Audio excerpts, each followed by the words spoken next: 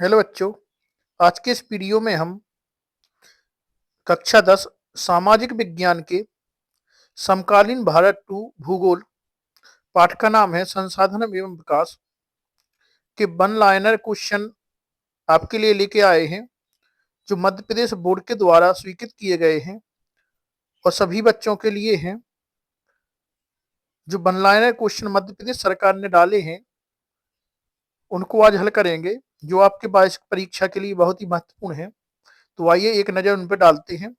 आप लोग वीडियो को ध्यान से देखें, क्योंकि मध्य प्रदेश सरकार द्वारा जो वन लाइनर क्वेश्चन पेश किए गए हैं वो हम आपके लिए बहुत ही अच्छे तरीके से लाए हैं। आप एक बार वीडियो देखें, वो आपकी सबकी की टेंशन खत्म है। आपको एक ही बार में हम बहुत अच्छे तरीके से वन लाइनर क्वेश्चन याद करवा देंगे। तो बस आपको वीडियो लाइक करना है, शेयर करना है और चैनल को सब्सक्राइब करना है। केवल वीडियो एक बार देखें और आपको सभी वन लाइनर क्वेश्चन हम बहुत ही अच्छे तरीके से आपको सॉल्व करवा देंगे। तो आइए स्टार्ट करते हैं इस वीडियो को। सबसे पहले कहा गया है हमें कि प्रत्येक वस्तु जो हमारी आवश्यकताओं को पूरा करती है, प्रत्येक वस्तु जो हमारी आवश्यकताओं को पूरा करती है संसाधन कहलाती है। तो आप संसाधन जानते हैं, संसाधन जो मानव की आवश्यकताओं को पूरा करे वही संसाधन कहलाता है। तो यहाँ पे यही बताया गया है कि प्रत्येक वस्तु जो मानव की आवश्यकताओं को पूरा करती है क्या कहलाती है? संसाधन कहलाती है। तो आपको याद करने की जरूरत नहीं है, संसाधन वह चीज है जो मानव की आवश्यकताओं को पूरा करे। तो याद रखना है, जो मानव की आवश्यकताओं को पूरा करती है वह संसाधन कहलाती है। आइए इसी संबंध में दूसरा क्वेश्चन हमसे बताया गया है, संसाधन कितने प्रकार के होते हैं? अभी हमसे पूछा गया था कि संसाधन क्या है। यह ऑब्जेक्ट में भी आ सकता है, वो आपके 2 नंबर के एक क्वेश्चन में भी आ सकता है कि संसाधन किसे कहते हैं। तो आप कहेंगे प्रत्येक वस्तु जो हमारी आवश्यकताओं को पूरा करे वह संसाधन कहलाती है। अब पूछा जा सकता है कि 2 नंबर में या ऑब्जेक्ट में ही पूछा सकता है कि संसाधन कितने प्रकार के होते हैं। तो आप कहेंगे जो संसाधन होते हैं वो 2 प्रकार के होते हैं। कितने प्रकार के होते हैं? 2 प्रकार के होते हैं। पहला है प्राकृतिक संसाधन, दूसरा है मानव निर्मित संसाधन। तो पहला है प्राकृतिक संसाधन, दूसरा मानवीय संसाधन। तो संसाधन कितने प्रकार के होते हैं? 2 प्रकार के, प्राकृतिक संसाधन और मानवीय संसाधन। तो हमारा क्वेश्चन हो गया है। आइए अगला देखते हैं, आगे देखते हैं। पहला था संसाधन क्या है, तो आप जानते हैं जो मानव की आवश्यकताओं को पूरा करे वो संसाधन है। दूसरा था संसाधनों के प्रकार कितने हैं, तो हमने देखा संसाधन 2 प्रकार के होते हैं, प्राकृतिक संसाधन और मानवीय संसाधन। आइए आगे स्टार्ट करते हैं। अगला है समाप्ति के आधार पर, किसके आधार पर? समाप्ति मतलब जो संसाधन समाप्त हो।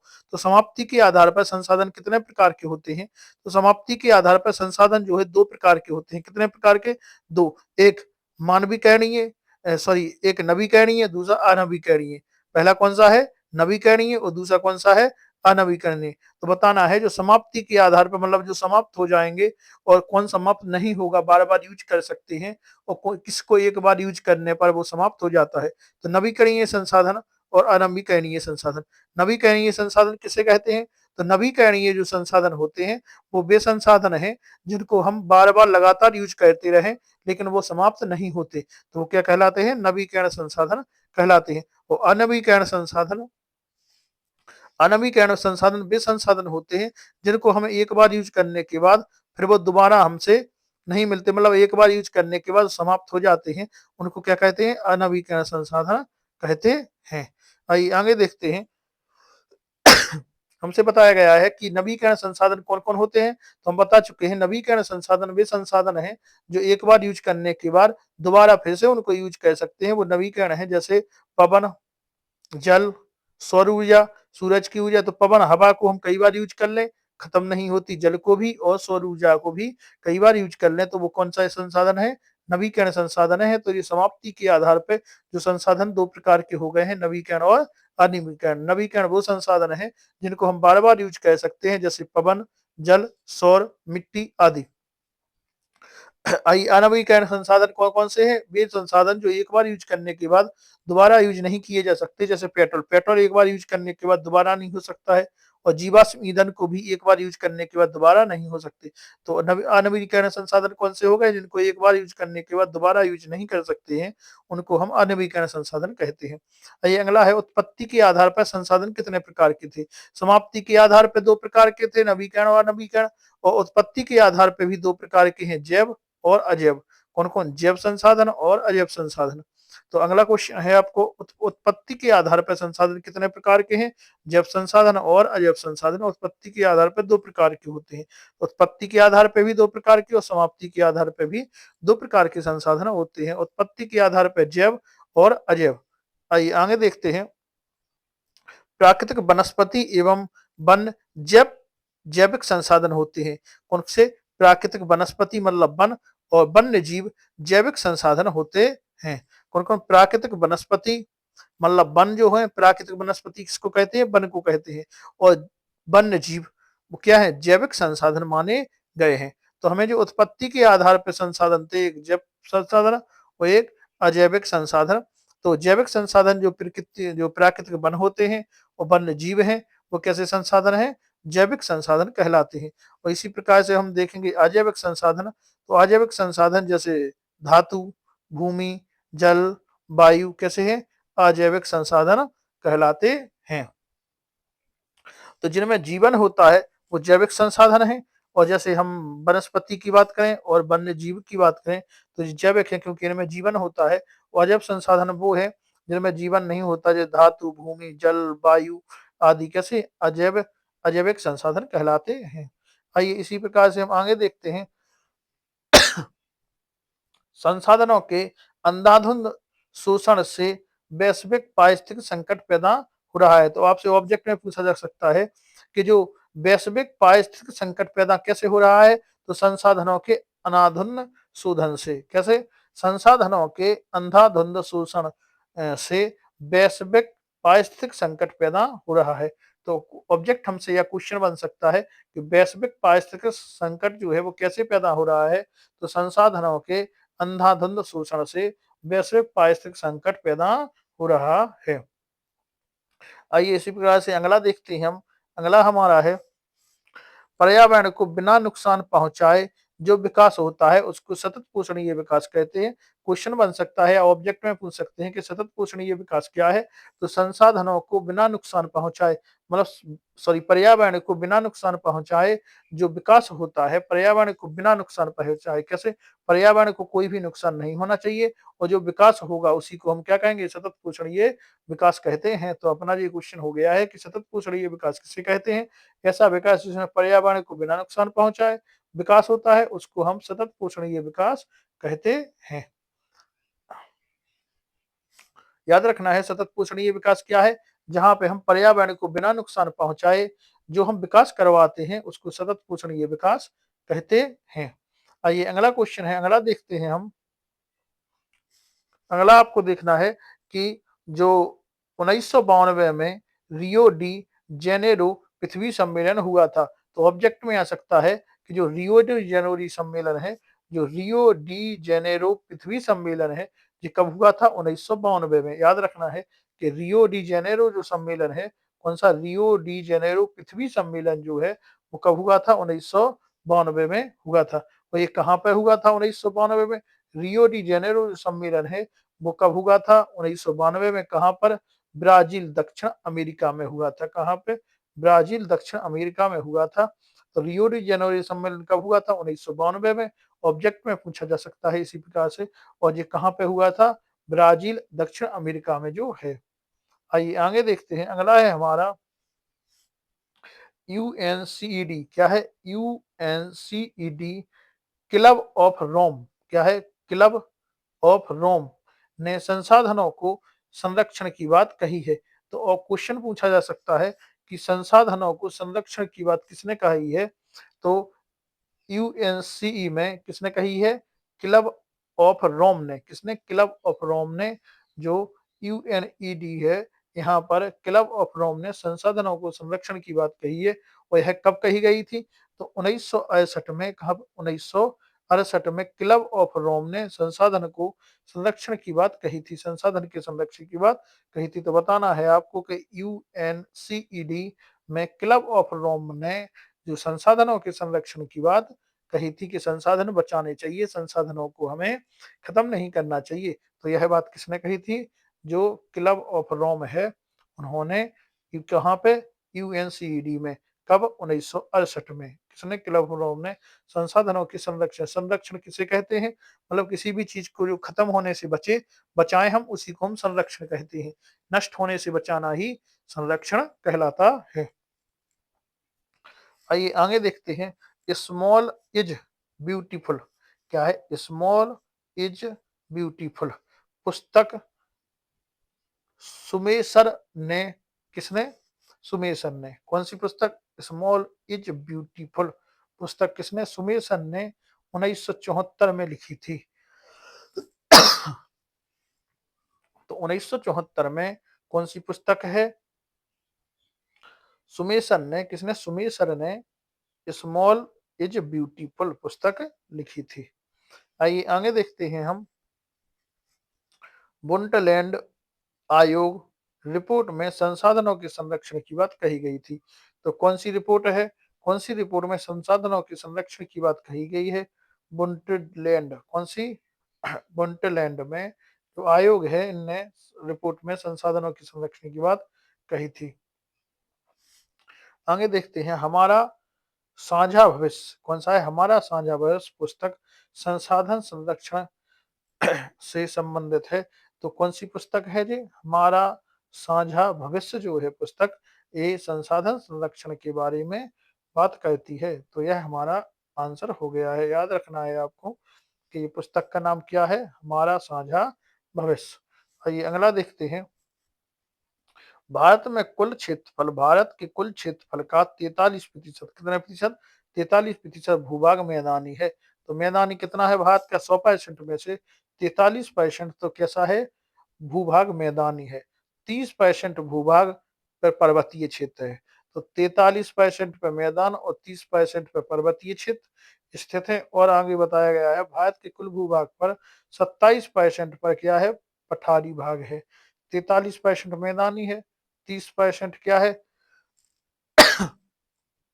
30% पर पर्वत है और 27% भाग पे पठारी है। तो याद रखना है आपको कि भारत में जो भूभाग है, मैदानी भूभाग कितना है? मैदानी भूभाग 43 है। फिर कहा गया है कि जो पर्वतीय कितना है? पर्वतीय कितना है? तो 30 पर्वतीय है। और फिर कहा गया है जो पठारी कितना है? तो 27% पठारी भूभाग भारत का पाया जाता है। आइए आगे देखते हैं हम, पठारी क्षेत्र खनिजों एवं जीवाश्म के से संबंधित होते हैं। तो जो पठारी क्षेत्र होते हैं, जो हमारे पठारी 27% क्षेत्र है, ये खनिजों और जीवाश्म ईंधनों से संबंधित होते हैं। तो मतलब पठारी जो क्षेत्र है, पठार जो है, जैसे दक्कन का पठार, छोटा नागपुर का पठार, जो पठारी क्षेत्र है, ये कैसे? खनिजों और जीवाश्मों के लिए महत्वपूर्ण होते हैं। यहाँ पे खनिज और जीवाश्म समृद्ध होते हैं। तो पूछा जाए कि पठारी जो क्षेत्र होते हैं, वहां पे क्या पाया जाता है? तो खनिज पाए जाते हैं और जीवाश्म पाए जाते हैं। आइए अगला देखते हैं, भू आकृति, जलवायु, मृदा भौतिक कारक कहलाते हैं। तो क्या क्या भौतिक कारक कहलाएंगे? तो भौतिक कारक जो कहलाते हैं, वो कौन कौन कहलाते हैं? हमारे भौतिक कारक हमारे भू आकृति भी भौतिक कारक है, जलवायु भी भौतिक कारक है, मृदा भी भौतिक कारक है। ये क्या है? भौतिक कारक कहलाते हैं। कौन कौन? भू आकृति, जलवायु, मृदा, जो हमारे भौतिक कारक कहलाते हैं। आइए अगला है, जनसंख्या घनत्व, प्रौद्योगिकीय क्षेत्र, मानकीकरण कारक है। तो भू आधारित कारक और मानकीकरण जो है, जैसे मानवीय कारक जो है, वो कौन कौन है? जनसंख्या घनत्व और औद्योगिक क्षमता। औद्योगिक की जो क्षमता है, वो मानवीय कारण कारक है। कौन कौन कारक है? मानवीय कारक है। कौन कौन है? प्रौद्योगिकीय क्षमता और जनसंख्या घनत्व कौन से कारक है? मानवीय कारक है। और भौगोलिक कारक हमारे कौन कौन है? तो भौगोलिक कारक जो है, वह भूआकृति, जलवायु और मृदा। याद रखना है, भू जलवायु, भूआकृति, जलवायु और मृदा कौन से भौतिक कारक है, और मानवीय कारक कौन कौन है? जनसंख्या घनत्व और प्रौद्योगिक क्षेत्र जो मानवीय कारक हैंगे। आइए आगे देखते हैं हम कि भारत का कुल भौगोलिक क्षेत्र कितना है? 32.8 लाख वर्ग किलोमीटर है। कितना है? 32.8 लाख वर्ग किलोमीटर जो है कुल भारत का भौगोलिक क्षेत्र है। तो याद रखना है भारत का कुल भौगोलिक क्षेत्र कितना है, 32.8 लाख वर्ग किलोमीटर। 32.8 लाख वर्ग किलोमीटर जो है हमारा कुल भौगोलिक क्षेत्र है। क्या है, कुल भौगोलिक क्षेत्र है। आगे देखेंगे,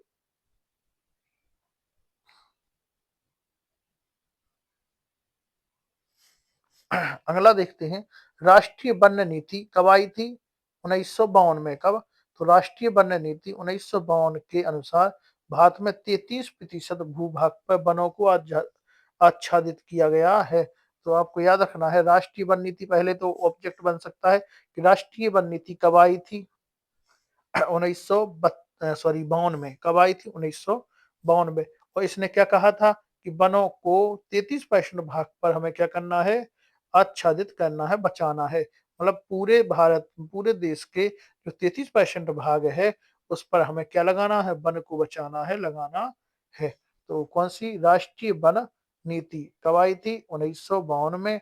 और क्या कहा गया था कि 33% भूभाग पर वनों को आच्छादित करना है। तो याद रखना है कि 1952 में जो वन नीति आई थी उसमें 33% भाग पर जो वनों को आच्छादित करने का लक्ष्य रखा गया था। अगला, पंजाब हरियाणा में अधिक सिंचित भूमि निम्नीकरण का कारण है। तो भूमि निम्नीकरण का कारण क्या है, कहाँ पे, पंजाब और हरियाणा में, क्योंकि यहाँ पे अधिक जो सिंचाई होती है। तो जहाँ पे भूमि की ज्यादा सिंचाई हो वहां पे भू निम्नीकरण होता है। तो एक क्वेश्चन भी बन सकता है कि भू निम्नीकरण कैसे होता है, तो भू निम्नीकरण ज्यादा सिंचाई होने से भू निम्नीकरण होता है। तो सबसे ज्यादा भू निम्नीकरण कहाँ पर है, तो पंजाब और हरियाणा में है, क्योंकि यहाँ अधिक सिंचाई होती है इसलिए यहाँ पे भू निम्नीकरण हो रहा है। तो आपको याद रखना है पंजाब और हरियाणा में भू निम्नीकरण हो रहा है क्योंकि यहाँ पे अधिक सिंचाई हो रही है। आइए आगे देखते हैं हम,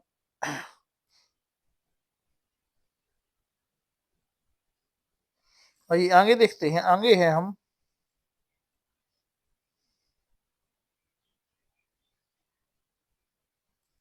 कि जनक सेल, जलवायु, वनस्पति आदि मृदा बनाने के प्रमुख कारक हैं। तो मृदा कहाँ से हमारी बनती है, किन किन तत्वों से मृदा बनती है। मृदा क्या कहलाती है, जिस भूभाग पर हम, जो मृदा क्या कहलाती है, जिस भूभाग पर हम खेती करते हैं उसी को क्या करते हैं, मृदा कहते हैं। तो जो जमीन की लगभग 1 या 1 फुट के समथिंग जो भूमि होती है उसी को क्या कहते हैं, मृदा कहती है। मृदा काय काय से बनी होती है, जनक सेलों से, जलवायु से, वनस्पति आदि से मिलकर क्या बनता है, मृदा के प्रमुख कारक हैं। अगला, मृदा का निर्माण जैव अजैव पदार्थों से होता है। तो मृदा का वो जो निर्माण है किस किस से होता है, जैव से भी और अजैव पदार्थों से होता है। आइए अगला, भारत का उत्तरी मैदान जलोढ़ मृदा से बना है। तो भारत का जो उत्तरी मैदान है वो किससे बना है, जलोढ़ मृदा से बना है। अब आपको बताना है भारत में मैदान क्षेत्र कितने भाग पर पाए जाते हैं। अभी हम पढ़ चुके हैं 43% भाग पर क्या है, मैदानी क्षेत्र है। तो भारत जो उत्तरी मैदान है वो किसका है, जलोढ़ मृदा का बना है। जलोढ़ मृदा किसे कहते हैं, जो नदियों से बहाकर मिट्टी आई है उसको हम जलोढ़ मृदा कहते हैं। अगली है, बांगर पुरानी जलोढ़ मृदा को कहते हैं। तो बांगर और खादर दो प्रकार की मिट्टी होती है। कौन कौन होती है, बांगर और खादर दो प्रकार की मिट्टी होती है। तो कहा गया है बांगर किसको कहते हैं, तो पुरानी जलोढ़ मृदा को, किसको, पुरानी जलोढ़ मृदा को हम क्या कहेंगे, बांगर कहेंगे। पुरानी जलोढ़ मृदा को हम क्या कहेंगे, बांगर कहेंगे। तो बांगर किसको, पुरानी जलोढ़ मृदा को बांगर कहेंगे। और पुरानी जो जलोढ़ मृदा होगी यहाँ पे उपज कम होगी। कैसी हो गई उपज, कम उपज होगी, क्योंकि यहाँ पे जो मृदा हो गई है वो कैसी हो गई है, पुरानी हो गई है। तो बांगर में उपज कैसी होगी, कम होगी। और पुरानी जलोढ़ मृदा को हम बांगर कहते हैं। तो याद रखना है आपको, बांगर किसको कहते हैं, पुरानी जलोढ़ मृदा को हम बांगर कहते हैं। अगला, बांगर के बाद क्या आता है, खादर। तो पुरानी जलोढ़ मृदा को तो हम बांगर कहेंगे, लेकिन जो नई जलोढ़ मृदा है, क्या है, नई जलोढ़ मृदा है उसको हम खादर कहेंगे। तो खादर नवीन जलोढ़ मृदा को कहते हैं। तो क्वेश्चन पूछ सकता है खादर किसे कहते हैं, तो नई जो नई नवीन जलोढ़ मृदा है उसको खादर कहेंगे। यहाँ पे उपजाऊ मतलब जो खादर है इसमें उपजाऊपन ज्यादा पाया जाता है। आगे है काली मृदा, मतलब काली जो मिट्टी होती है उसको हम रेगर मृदा भी कहते हैं और कपास जो मृदा भी कहते हैं। तो काली मृदा में जो मतलब काली मिट्टी जो होती है, काली मृदा जो है उसको रेगर मृदा कहते हैं। काली मृदा में कपास की खेती सबसे ज्यादा होती है और काली मृदा को हम कपास मृदा भी कहते हैं। क्या कहते हैं? कपास मृदा भी कहते हैं। यहाँ पे जो इसमें नमी इसमें जो भूमि में जो नमी होती है वो सबसे ज्यादा पाई जाती है, बहुत दिनों तक नमी रहती है काली मृदा में। और इसको क्या कहते हैं? कपास मृदा भी कहते हैं, रेगर भी कहते हैं। यहाँ पे कपास की खेती सबसे ज्यादा होती है। आइए अगला, लाल मृदा का रंग लोहे धातु के कारण लाल हो जाता है। तो लाल मृदा में लाल मिट्टी जो होती है उसका लाल रंग किसके कारण होता है? लोहे धातु कारण के कारण लाल रंग हो जाता है। तो आपको बताना है, अगर कोई ऑप्शन पूछ ले तो किसमें लोहे धातु की मात्रा ज्यादा होती है, तो लाल मृदा में होती है। अगर लेटेराइट शब्द ग्रीक भाषा की लेटर शब्द से मिलकर बना है, तो याद रखना है जो लेटराइट है, तो लेटराइट जो ग्रीक भाषा किसका है? ग्रीक भाषा का है और लेटर से मिलकर बना है। आगे है लेटराइट मृदा अम्लीय होती है। तो कैसी होती है? जो लेटराइट मृदा है वो कैसी होती है? अम्लीय होती है। इसका पीएच मान 7 से कम होता है। तो लेटराइट मृदा कैसी होती है? अम्लीय होती है। लेटराइट मृदा जो होती है वो कैसी होती है? अम्लीय होती है। आगे, लेटराइट मृदा काजू की फसल के लिए अधिक उपयुक्त है। तो काजू की फसल कहाँ पे होती है? लेटराइट मृदा पर काजू की फसल होती है। अगला, मरुस्थलीय मृदा रेतीलीय और लवणीय होती है। तो आप जानते हैं जो मरुस्थल है, रेगिस्तान होते हैं, तो जो रेगिस्तान होते हैं वहां पे क्या पाई जाती है? बालू पाई जाती है, बजरू पाई जाती है, इसलिए इसको रेतीली और लवणीय मृदा होती है। तो मरुस्थलीय मृदा कैसी होती है? तो मरुस्थलीय याद रखना है, मरुस्थलीय जो मृदा है, मरुस्थलीय मृदा जो है वो रेतीली और लवणीय मृदा होती है। आगे, वन मृदा पहाड़ी और पर्वतीय क्षेत्रों में पाई जाती है। तो जो वन मृदा है कौन सी? जो वन मृदा है, वन मृदा जो पहाड़ी और पर्वतीय क्षेत्रों में पाई जाती है। तो वन मृदा पहाड़ी और पर्वतीय क्षेत्रों में पाई जाती है, याद रखना है। वन मृदा पहाड़ी और पर्वतीय क्षेत्रों में पाई जाती है। आगे, वन मृदा ह्यूमस रहित होती है। तो कैसी है? जो वन मृदा है उसमें क्या नहीं पाया जाता है? ह्यूमस रहित होती है, मतलब ह्यूमस नहीं पाया जाता है। किसमें? वन मृदा में ह्यूमस नहीं पाया जाता है। अगले, मृदा के कटाव और उसके बहाव की क्रिया को मृदा अपैदन कहते हैं। तो मिट्टी का जो कटना है या बहना है, या कहा गया है, क्वेश्चन पूछ सकता है यहाँ पे। इसमें जो आपके क्वेश्चन मिल रहे हैं वो 2 नंबर वाले क्वेश्चन भी है, एक शब्द वाले भी हैं, और आपके इसमें से ऑब्जेक्ट भी बन सकते। तो बहुत ही बढ़िया वन लाइनर क्वेश्चन है। आप इनको ध्यान से देखते रहें, ये आपके वार्षिक परीक्षा के लिए बहुत ही महत्वपूर्ण है। तो क्या है? आपको जो मृदा के कटाव और बहाव की प्रक्रिया को मृदा अपैदन कहते हैं। क्या कहते हैं? मृदा अपैदन। मृदा अपैदन क्या है? मिट्टी का कटाव और मिट्टी का बहाव, और इनको बचाना, मिट्टी के कटाव और बहाव को बचाना मृदा संरक्षण कहते हैं। और कटना क्या कहलाता है? कटना अपैदन कहलाता है, इसको बचाना संरक्षण कहते हैं। तो मृदा के कटाव और बहाव को की प्रक्रिया को मृदा अपैदन कहा जाता है। आइए आगे है, जो भूमि जोतने योग्य नहीं होती है उसको हम क्या कहते हैं? तो जो भूमि जोतने योग्य वो भूमि नहीं है उसको हम उत्खात भूमि कहते हैं। क्या कहते हैं? उत्खात भूमि कहते हैं। जो भूमि हमें जोतने योग्य नहीं होती है उसको हम उत्खात भूमि कहते हैं। आइए आगे देखते हैं, मृदा का जल के साथ घुलकर बह जाना चादर अपैदन कहलाता है। तो मृदा का जल के साथ घुलकर बह जाना क्या है? चादर अपैदन हो गया है। जो मतलब जो ऊपरी मृदा है वो कट जाए या बह जाए चादर के रूप में, तो उसको चादर अपैदन कहते हैं। तो मृदा का जल के साथ घुलकर बह जाना क्या कहलाता है? चादर अपैदन कहलाता है। अगला, सोपान कृषि अपैदन को नियंत्रित कहती है। तो जो सोपान है वो कृषि अपैदन को क्या कहते हैं? नियंत्रित कहते हैं। तो सोपान कृषि अपैदन को नियंत्रित कहते हैं। आगे है पर्वतीय एवं पहाड़ी क्षेत्रों में सीढ़ीदार कृषि की जाती है। याद रखना है कि पहाड़ी क्षेत्र और पर्वतीय क्षेत्रों में कैसे सीढ़ीदार कृषि की जाती है। तो सीढ़ीदार कृषि कहाँ होती है? पर्वतीय और पहाड़ी क्षेत्रों में सीढ़ीदार कृषि की जाती है। आगे महाराष्ट्र, मालवा, मध्य प्रदेश और छत्तीसगढ़ में काली मृदा पाई जाती है। महाराष्ट्र में, मालवा में, मध्य प्रदेश में, छत्तीसगढ़ में कौन सी मृदा पाई जाएगी? काली मृदा पाई जाती है। आगे देखेंगे काली मृदा में क्या पाया जाता है? Calcium carbonate. क्या है? कैल्शियम कार्बोनेट और मैग्नीशियम की भरपूर मात्रा होती है। तो आपको याद रखना है कि जो काली मृदा है इसमें कैल्शियम कार्बोनेट और मैग्नीशियम भरपूर मात्रा में होता है। तो काली मृदा में कैल्शियम कार्बोनेट और मैग्नीशियम भरपूर मात्रा में होता है। अगला है काली मृदा बहुत महीन कणों से बनी होती है, इसलिए इसमें नमी धारण करने की क्षमता सबसे ज्यादा होती है। तो जो काली मृदा है कैसी है? महीन कणों से मिलकर बनी होती है, इसलिए इसमें नमी धारण मतलब इसमें पानी जो होता है बहुत दिनों तक रहता है, इसलिए इसको नमी धारण करने की क्षमता इसमें ज्यादा होती है, क्योंकि ये महीन कणों से मिलकर बनी होती है काली मृदा। आइए अगला है जो चंबल बेसिन में उत्खनन भूमि को जो उत्खनन भूमि है इसको खड्ड भूमि कहा जाता है। कैसी? खड्ड भूमि कहा जाता है। किसको? जो चंबल में जो बेसिन होते हैं, चंबल बेसिन में जो उत्खात जो भूमि है, उत्खात भूमि जो है उसको खड्ड कहते हैं। तो उत्खात भूमि को चंबल में क्या कहते हैं? खड्ड कहते हैं। आइए आगे देखते हैं हम।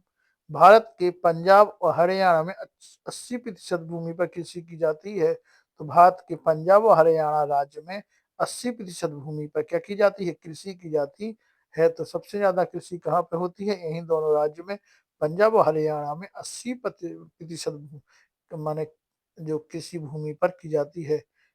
तो इस जो अध्याय के वस्तुनिष्ठ ऑब्जेक्टिव क्वेश्चन मतलब जो वन लाइनर क्वेश्चन है सभी खत्म हो गए हैं। इसके बाद हम इसी अध्याय के आपको जो वस्तुनिष्ठ क्वेश्चन है हल करवाएंगे। तो आप अगले वीडियो में देखेंगे कि जो इससे संबंधित जो एक पाठ के सामाजिक के जो ऑब्जेक्टिव क्वेश्चन है और सही विकल्प, बहुविकल्पीय और रिक्त स्थान और जो जोड़ियां, सत्य सत्य, एक शब्द में उत्तर, सभी हम इस अध्याय के अगले वीडियो में कवर करवाएंगे। वो आपके लिए वन लाइनर क्वेश्चन अगले वीडियो में दूसरे पार्ट का लेके आएंगे। तो आप हमसे जुड़े रहें और अपने बोर्ड की तैयारी बहुत ही अच्छी करते रहें। तो हम आपके लिए लेकर आ रहे हैं तो आपकी तैयारी को सुदृढ़ बनाने की जो क्लासें लेकर आ रहे हैं आप उसमें भागीदारी बनाएं। तो हम आपके लिए बहुत ही अच्छे इसी प्रकार से ऑब्जेक्टिव क्वेश्चन और वन लाइनर क्वेश्चन इसी प्रकार से लाते रहेंगे। तो आप वीडियो को ज़्यादा से ज़्यादा शेयर करें और लाइक करें और चैनल को सब्सक्राइब करें। आज के इस वीडियो में इतना ही। आगे नेक्स्ट वीडियो मिलते हैं। धन्यवाद।